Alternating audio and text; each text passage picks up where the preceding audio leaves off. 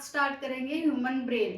तो सबसे पहले ये सवाल आता है कि जो ह्यूमन ब्रेन होता है वो कहाँ से ओरिजिनेट होता है, जो हमारा दिमाग होता है वो कहाँ से ओरिजिनेट होता है, नर्व कोड से।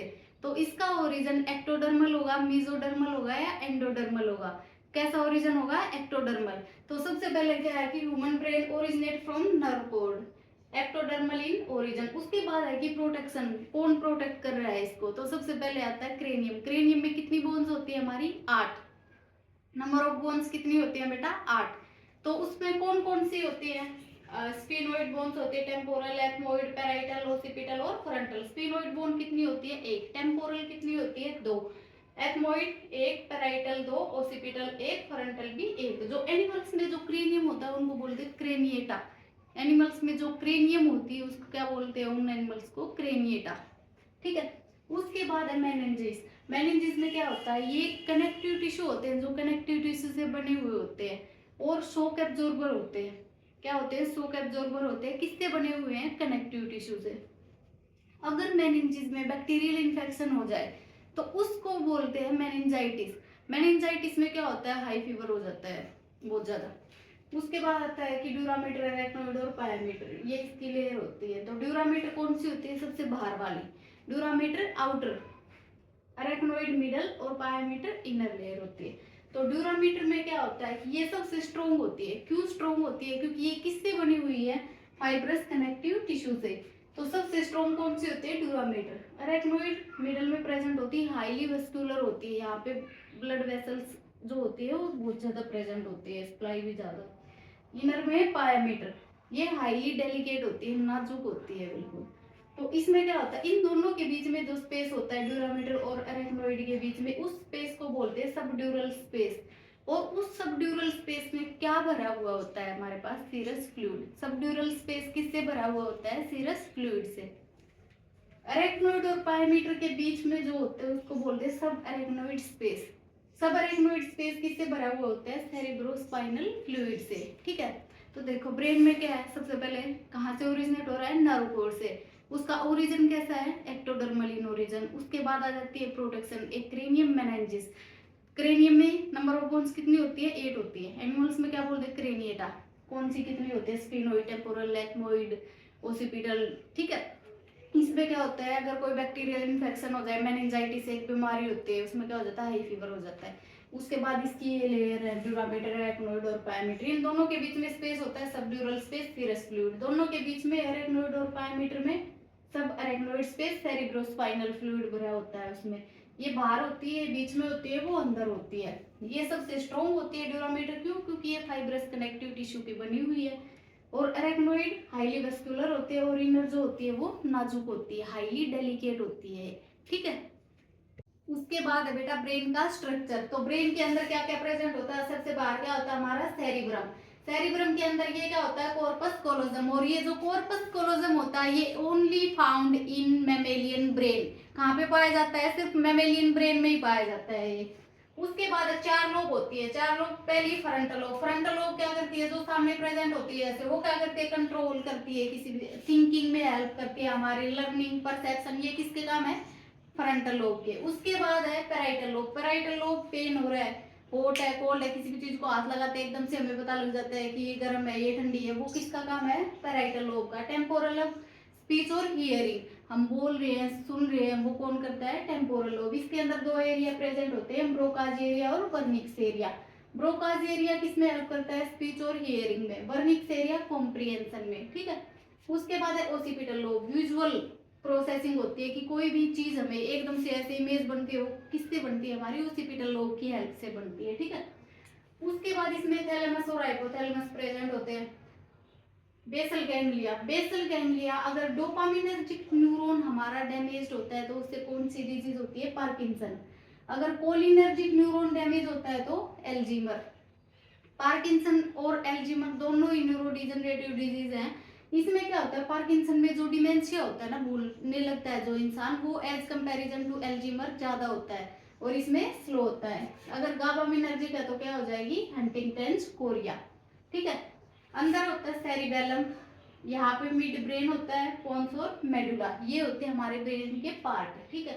एक बार देखो, सबसे बाहर क्या है, सेरिब्रम। सेरिब्रम ये क्या है? कॉर्पस कोलोजम। कॉर्पस कोलोजम कहाँ पाया जाता है? Only found in mammalian brain. उसके बाद 4 लोब होती हैं। फ्रंटल लोब, फ्रंटल लोब क्या करती है? कंट्रोल, थिंकिंग, परसेप्शन, ये सब कौन करती है? Frontal lobe. उसके बाद है पैराइटल लोब। पैराइटल लोब में क्या होता है? पेन, अगर पेन हो रहा है, अगर हम किसी चीज को एकदम से हाथ लगा रहे हो और हमें पता लगता है कि ये गर्म है, या किसी चीज को हाथ लगा रहे हैं ये ठंडी है, तो वो कौन करता है? Parietal lobe. उसके बाद टेम्पोरल लोब। टेम्पोरल लोब जो हम बोल रहे हैं, जो हम सुन रहे हैं, ये किसका काम है? टेम्पोरल लोब का। इसमें 2 एरिया होते हैं, ब्रोकाज एरिया और वर्निक्स एरिया। ब्रोकाज एरिया जो होता है वो क्या करता है? स्पीच और हियरिंग में हेल्प करता है, और वर्निक्स एरिया कॉम्प्रिहेंशन में। ओसिपिटल लोब विजुअल प्रोसेसिंग होती है इसमें। अगर बेसल गैंग्लिया में डोपामिनर्जिक न्यूरॉन डैमेज है, पार्किंसन डिजीज है, कोलिनर्जिक है तो एल्जीमर, गाबामिनर्जिक है तो हंटिंगटन कोरिया। उसके बाद है cerebellum, midbrain, pons, medulla. ठीक है। उसके बाद आता है बेटा फोर ब्रेन। तो फोर ब्रेन में पहला पार्ट क्या है? सेरिब्रम। सेरिब्रम जो होता है वो लार्जेस्ट पार्ट होता है। तो इसमें क्या होते हैं? गायरी और सल्काई प्रेजेंट होते हैं। जो भी हमने डायग्राम पढ़ा था उसमें ऐसे ऐसे ऐसे वो थे ना, वो गायरी और सल्काई थे। ठीक है। तो गायरी क्या होता है? टिश्यू एलिवेशन, और सल्काई टिश्यू डिप्रेशन। जो डिप्रेस हो रहा है उधर उसको क्या बोलते हैं? सल्काई, और गायरी टिश्यू एलिवेशन। ठीक है। 2 टाइप के ये प्रेजेंट होते हैं इसमें, व्हाइट मैटर और ग्रे मैटर। व्हाइट मैटर किसकी वजह से होता है? अनमाइलिनेटेड न्यूरॉन्स की वजह से, और ग्रे मैटर माइलिनेटेड न्यूरॉन्स की वजह से। तो जो ये आ जाए कि इसमें व्हाइट मैटर किसमें प्रेजेंट होगा? माइलिनेटेड न्यूरॉन्स में, ग्रे मैटर अनमाइलिनेटेड में। दूसरा पार्ट है इसका एपिथैलेमस। एपिथैलेमस कहाँ पे होता है? जो पीनियल ग्लैंड होती है, पीनियल ग्लैंड क्या सीक्रेट करती है? हमारी मेलाटोनिन। मेलाटोनिन और क्या करता है?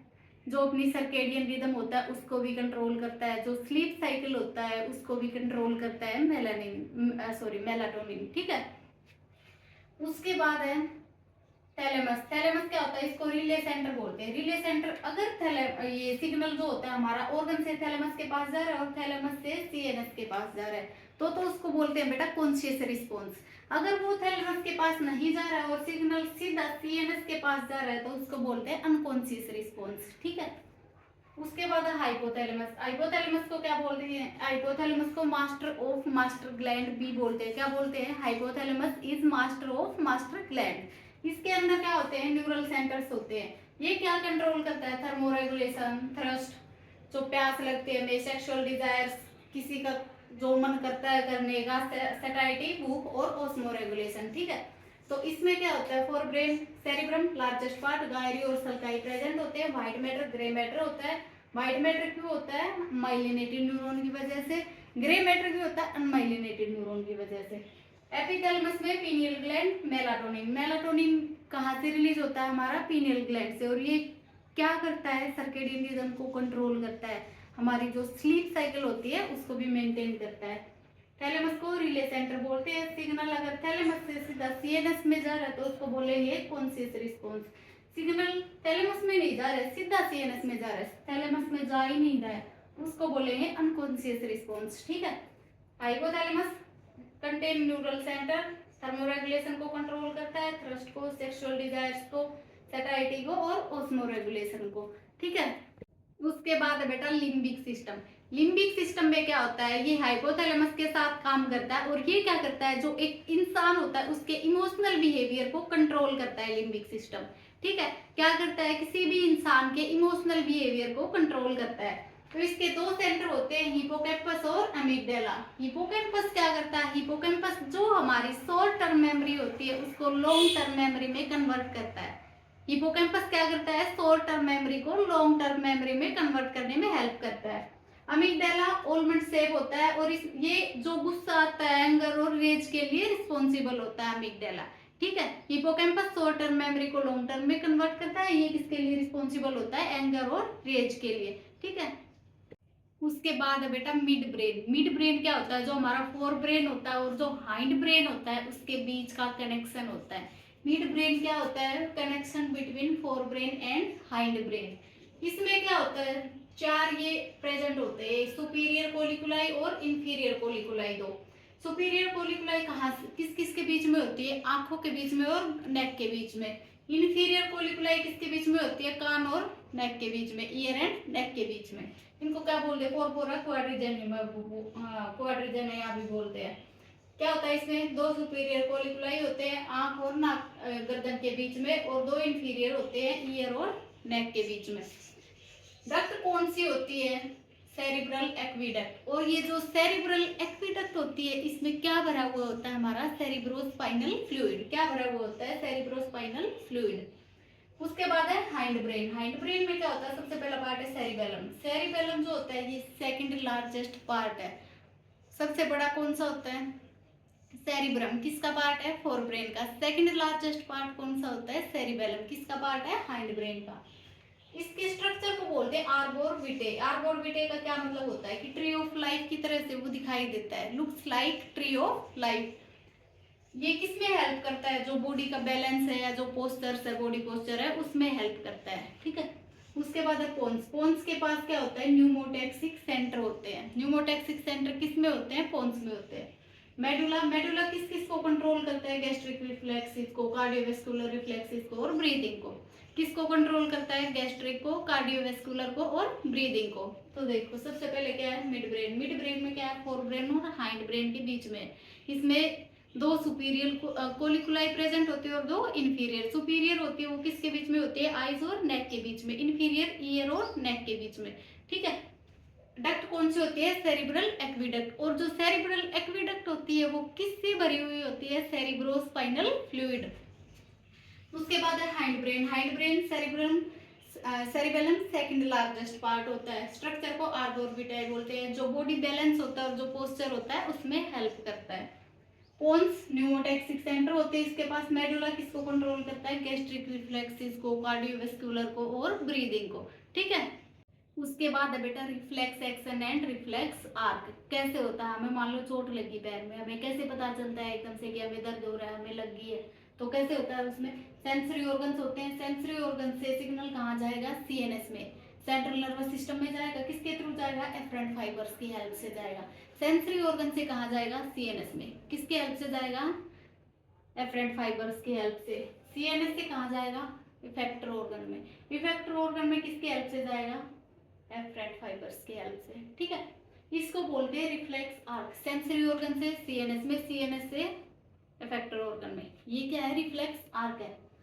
टाइप, दो टाइप के होते हैं, अनकंडीशनल और कंडीशनल। अनकंडीशनल जैसे क्राइम, बच्चा रोता है, छोटा बच्चा होता है तो वो क्या है, वो अनकंडीशनल है। और क्या है, ब्लिंकिंग ऑफ आई, हम ऐसे आंखें पलके झपकाते रहते हैं, ये अनकंडीशनल। हम अगर चाहेंगे भी तो हम इनको रोक नहीं पाएंगे ज्यादा देर तक। कंडीशनल में क्या होता है, स्विमिंग, ड्राइविंग, साइकिलिंग, ये हम अपनी लाइफ टाइम में सीखते हैं, बाद में सीखते हैं। और ये क्या होता है, ये बचपन से, ये में बच्चा रोता है तो रोएगा, आंखें अपनी पलक झपकाता है, बचपन से झपकाते हैं। ये क्या है, हम अपने लाइफ टाइम में सीख रहे हैं।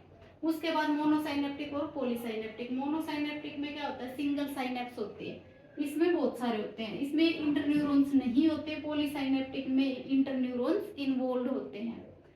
इसका एग्जांपल है नीजर। किसका है, विड्रोल रिफ्लेक्सिस। एकदम से हम कई बार ऐसे हाथ पीछे करते हैं, उनको बोलते हैं विड्रोल रिफ्लेक्सिस, ठीक है। सेंसरी ऑर्गन से कहा जा रहे हैं सीएनएस में, सीएनएस से कहा जा रहा है इफेक्टर ऑर्गन में। ये क्या है, रिफ्लेक्स आर्क। अनकंडीशनल और कंडीशनल में क्या है, अनकंडीशनल जैसे बच्चा रो रहा है, अपनी पलके झपकाता है, वो क्या है, बचपन से आता है उसको पहले से। ये क्या होते हैं, स्विमिंग, ड्राइविंग, साइकिलिंग, निटिंग, ये क्या हम अपनी लाइफ टाइम के ड्यूरिंग सीखते हैं सारी चीजें। मोनोसाइनेप्टिक सिंगल साइनेप्स होती है, पॉलीसाइनेप्टिक बहुत सारी होती है। इसमें इंटरन्यूरॉन नहीं होते, इसमें इंटरन्यूरॉन्स इन्वॉल्वमेंट होती है इंटरन्यूरॉन्स की। इसका एग्जांपल है नीजर और इसका है विड्रोल रिफ्लेक्सिस, ठीक है। ये था ह्यूमन ब्रेन। उसके बाद हम कल पढ़ेंगे बेटा आई और ईयर, ठीक है। Thank you.